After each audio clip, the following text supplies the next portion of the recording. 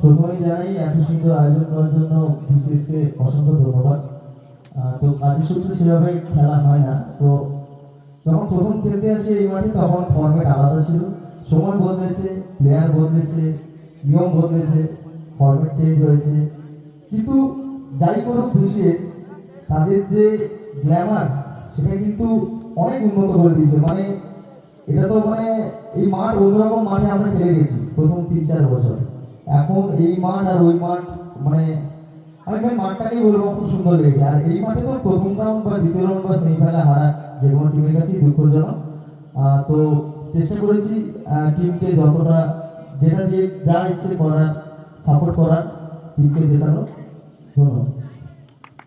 এর মধ্যে গান গাওয়ার তো গলা আমার নেই। আচ্ছা, আমি এক লাইনই গাইছি, একটা রবীন্দ্রসঙ্গীত গাইছি, যেটা দিয়ে আমার জীবন শুরু হয়েছিল গান গাওয়া, সেটাই গাইছি।